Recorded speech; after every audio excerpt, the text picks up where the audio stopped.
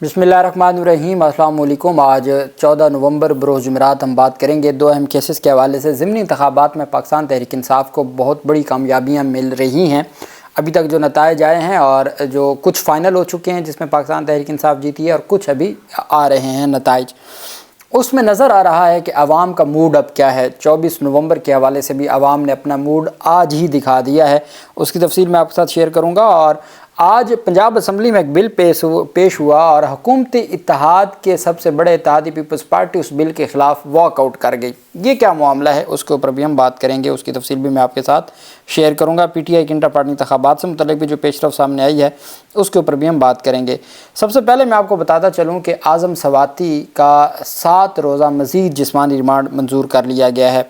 उनका जो जिस्मानी रिमांड है वो पिछले वैसे तो वो इस्लामाबाद से 4 अक्टूबर को गिरफ़्तार हो गए थे, तो उसके बाद फिर उनका जो मुख्तलिफ़ मुकदमात में जब ज़मानत हो गई और इस्लामाबाद हाई कोर्ट में बकिया मुकदमात में उनको हिफाज़ती ज़मानत दे दी तो उनको एक और मुकदमे में गिरफ़्तार कर लिया गया और वो जिस्मानी रिमांड पहले 10 दिन का रिमांड हुआ, फिर 5 दिन का रिमांड हुआ, आज फिर 7 दिन का रिमांड हुआ। और मैं हैरान हूँ कि पाकिस्तान तहरीक इंसाफ की जो हैं, आज 5 नवंबर है, 5 नवंबर को उनको गिरफ़्तार किया गया था इस टैक्स लॉ वाले मुकदमे में और आज 21 नवंबर तक मज़ीद रिमांड दे दिया गया है। तो अभी तक क्यों नहीं लाहौर हाई कोर्ट पिंडी बेंच में जिस्मानी रिमांड को क्यों नहीं चैलेंज किया जा रहा? ये उनकी, चूँकि उनका अपना बेटा भी वकील है, आज़म सवाती ख़ुद भी वकील हैं, तो उनको वो बेहतर जानते होंगे। तो आज अदालत में जो जज हैं, रावलपिंडी दहशतगर्दी अदालत के जज अमजद अली शाह, उन्होंने आज़म सवाती का 7 रोज़ा मज़ीद जिस्मानी रिमांड मंजूर कर लिया। दूसरी तरफ आज जो सुप्रीम कोर्ट ऑफ पाकिस्तान में मुकदमात की समाअत हुई है, आज टोटल 18 मुकदमात थे जिसमें से 15 मुकदमात को तो खारिज कर दिया है।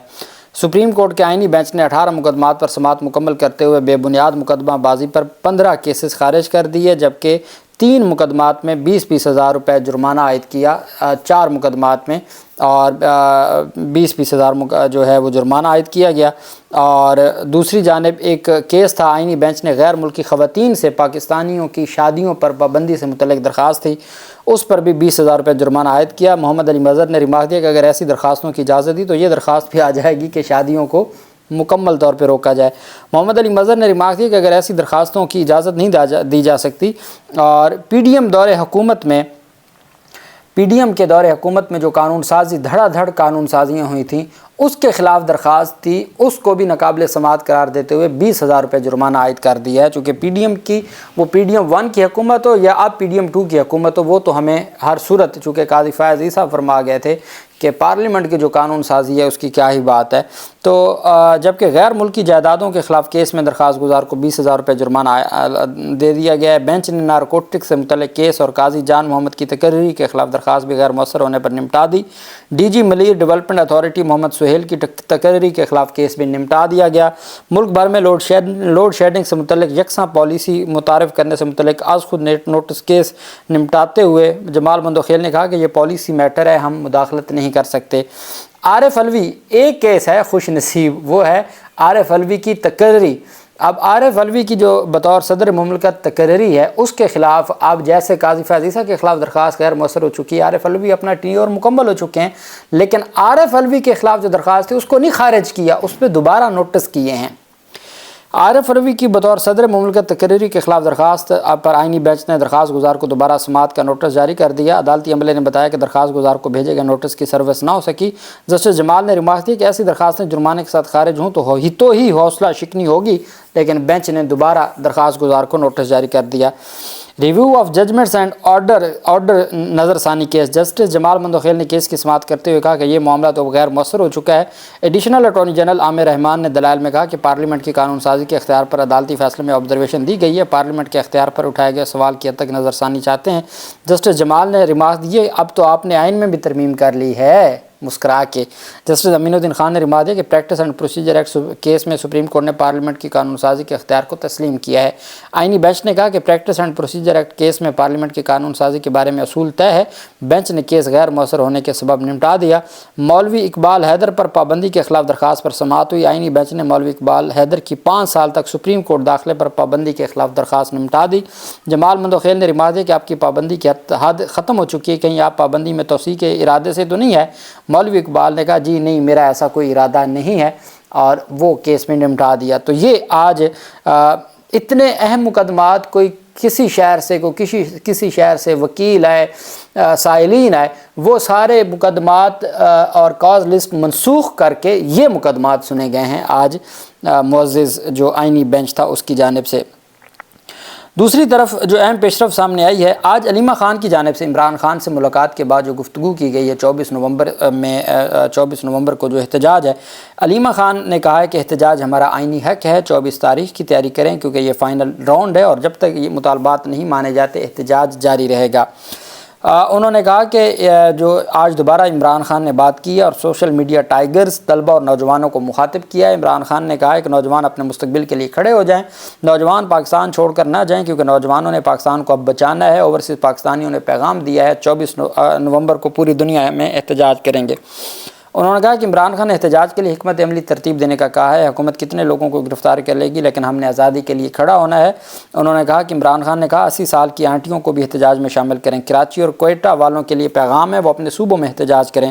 عمران خان کی ہمشیرہ نے کہا کہ عمران خان کی کال ہے اور اس پر عمل ہوگا۔ عمران خان نے براہ راست سب کو پیغام دیا اور اس احتجاج میں MNAs MPs تمام لوگ آگے ہوں گے۔ علیمہ خان کا کہنا تھا کہ مریم نواز پنجاب میں غیر آئینی کام کر کے ہمیں روکنے کی کوشش کرے گی لیکن ہم نے پھر بھی اسلام آباد پہنچنا ہے، ہم اگر اکیلے ڈی چوک پہنچے اور گرفتار بھی ہوئے تو 24 نومبر کو لوگ پہنچیں گے۔ یہ ان کی جانب سے آج پاکستان تحریک انصاف کے سربراہ سے ملاقات کے بعد یہ سارا۔ اب ہم آ جاتے ہیں، ایک تو بلاول زرداری کی جانب سے آج کچھ دکھ بیان کیے گئے ہیں۔ اب کچھ لوگ تو کہہ رہے ہیں کہ بلاول زرداری کے جو دکھ ہیں ان کی کوئی حقیقت نہیں ہے اور یہ سارے اندر سے ایک ہیں۔ میں اس بات کو تو سیکنڈ کرتا ہوں، کوئی دوسری رائے نہیں ہے، لیکن اصل میرا جو ناقص دماغ ہے وہ یہ کہتا ہے کہ ہوا یہ کہ یہ جو آئینی ترمیم اور یہ سارا معاملہ ہوا اور فرنٹ فٹ پہ بلاول زرداری کو کہا گیا کہ آپ 26ویں آئینی ترمیم کروا لیں، اس کے بعد آپ اگلے وزیر اعظم ہوں گے۔ چونکہ یہ باتیں تو پہلے بھی ہو رہی تھیں کہ بلاول کو وزیر اعظم بنایا جا رہا ہے، بلاول کو اور شہباز شریف کو ہٹایا جا رہا ہے، یہ باتیں تھیں اور یہ طے تھا۔ اب جب اتنا کچھ ہو گیا، اتنا کچھ کرنے کے بعد جوڈیشل کمیشن کے جو ممبران تھے اس تقرری سے بھی بلاول تب پیچھے ہٹے جب شہباز شریف اب جو خدمات شہباز شریف سر انجام دے سکتے ہیں شاید وہ بلاول نہ دے سکتے ہوں، جس کی وجہ سے وعدہ کر کے معاملہ پیچھے چلا گیا اور بلاول زرداری کا جو وزیر اعظم بننے کا خواب تھا وہ فی الحال اس کے اوپر پانی پھر گیا، جس کی وجہ سے اب یہ سارے معاملات بلاول پھر روٹھ گیا، پھر وہ بیرون ملک چلا گیا جوڈیشل کمیشن کے۔ اب آج کہتے ہیں جی کہ چیف جسٹس بھی اور آئینی بینچ کا سربراہ وہ ہونا چاہیے جس کے اوپر کوئی جو بات نہ کر سکے، غیر متنازع ہو۔ تو بھائی یہ جو آئینی بینچ کا سربراہ بنا ہے تو آپ کے 2 ووٹوں سے ہی بنا ہے نا، پیپلز پارٹی کے بھی تو فاروق اچنائک تھے نا وہاں پہ، تو اب آپ کس کو یہ باتیں سنا رہے ہیں؟ تو یہ باتیں نہ کریں اور اس طرح کی باتوں کا کوئی فائدہ نہیں ہے۔ پاکستان بار کونسل کس کی ہے؟ فاروق اچنائک کی ہے نا، تو ایک ممبر پاکستان بار کونسل کا تھا، ایک آپ کا تھا، فاروق اچنائک خود تھے، تو پھر بات کیا رہ گئی؟ اور آپ دیکھیں کہ وہ جو پاکستان بار کونسل کس منہ سے کہہ سکتی ہے کہ جی 26ویں آئینی ترمیم ٹھیک ہے جب اس کا اپنا وائس چیئرمین، یہی تو مفادات کا ٹکراؤ ہے کہ وائس چیئرمین خود جوڈیشل کمیشن کا ممبر ہے۔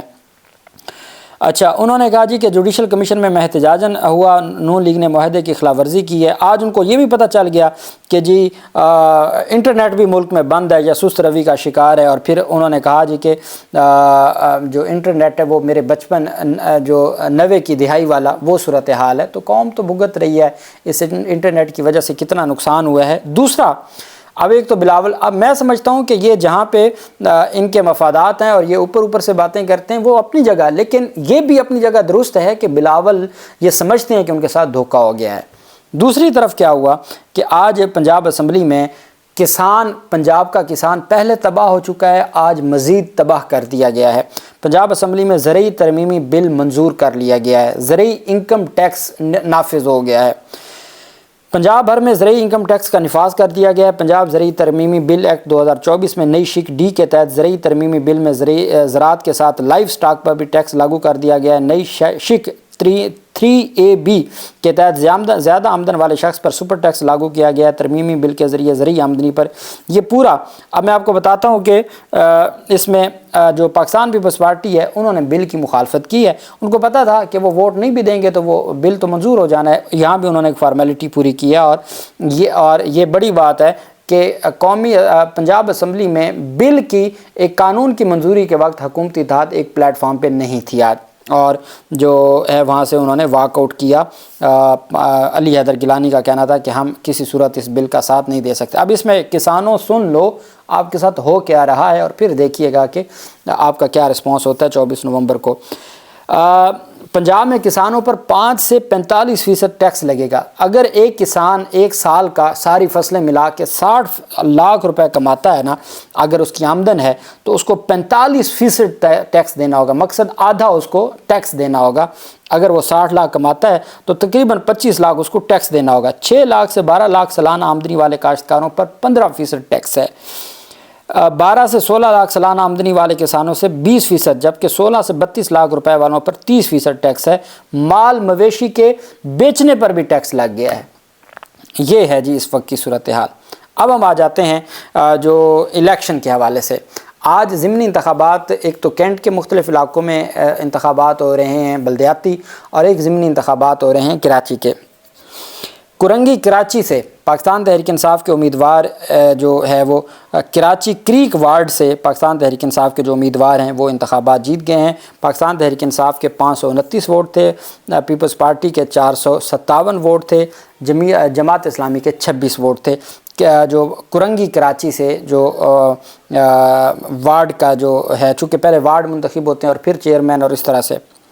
دوسرے نمبر پر حیدرآباد سندھ میں UC 51 کے فائنل رزلٹ آنے کے بعد پاکستان تحریک انصاف کے عدنان رشید 1086 ووٹ لے کے کامیاب ہو گئے ہیں۔ پیپلز پارٹی کے فرحان راجپوت 899 ووٹ لے پائے ہیں۔ PTI 187 ووٹوں سے جو حیدرآباد سندھ کی UC 91 ہے 51 اس سے انتخابات جیت گئی ہے۔ فائنل رزلٹ آ گئے ہیں اور پاکستان تحریک انصاف انتخابات جیت گئی ہے۔ واہ کینٹ وارڈ نمبر 4، واہ کینٹ اس کا جو وارڈ نمبر 4 ہے، PTI کینڈیڈیٹ امجد کشمیری 64 ووٹوں سے جیت گئے ہیں۔ پہلے 2021 میں جب یہ الیکشن ہوا تھا تو یہاں سے پاکستان تحریک انصاف ہار گئی تھی، آج پاکستان تحریک انصاف وہاں سے جیت گئی ہے 64 ووٹوں سے۔ اور سب سے بڑی جو کامیابی ہے وہ ہے نوشہرہ میں، جو پرویز خٹک کے علاقے میں۔ پاکستان تحریک انصاف نے رسال پور کنٹونمنٹ بورڈ وارڈ 3 کے رزلٹ میں PTI کینڈیڈیٹ فائق خان وہ لارج مارجن سے، بڑے مارجن سے انتخابات جیت گئے ہیں۔ اب یہ سیٹ جیتنے کے بعد پاکستان تحریک انصاف نوشہرہ کے جو چیئرمین ہیں، جو سٹی چیئرمین یا جس کو میئر کہتے ہیں، نوشہرہ کے چیئرمین بھی پاکستان تحریک انصاف بن گئی ہے۔ یہ وارڈ جیتنے سے پاکستان تحریک انصاف ایک وارڈ کے 1 نمبر سے کم تھی، اور نوشہرہ کا جو چیئرمین ہے وہ بھی اب پاکستان تحریک انصاف کا جیت جائے گا۔ پرویز خٹک کی جو آخری بھی ایک ان کے پاس ایک حلقہ تھا، آج اس سے بھی ہاتھ دھو بیٹھا ہے پرویز خٹک۔ ابھی تک سندھ میں بھی چونکہ ضمنی انتخابات تھے اور KP میں بھی ابھی تک نتائج آ رہے ہیں۔ یہ پاکستان تحریک انصاف کی جو آفیشیل ویب سائٹ ہے اس کے اوپر یہ اب تک یہ وہ نتائج ہیں جس میں پاکستان تحریک انصاف 4 جو انتخابات اور 4 امیدواران ہیں پاکستان تحریک انصاف کے وہ جیت چکے ہیں، اور باقی سلسلہ جاری ہے۔ کرنگی سے، کراچی سے اور حیدرآباد سے جو وکٹری ہے وہ میں سمجھتا ہوں بہت اہم ہے، اور مزید بھی ابھی نتائج جاری ہیں۔ اللہ پاک پاکستان کا حامی و ناصر ہو۔ بہت شکریہ، اللہ حافظ، پاکستان زندہ باد۔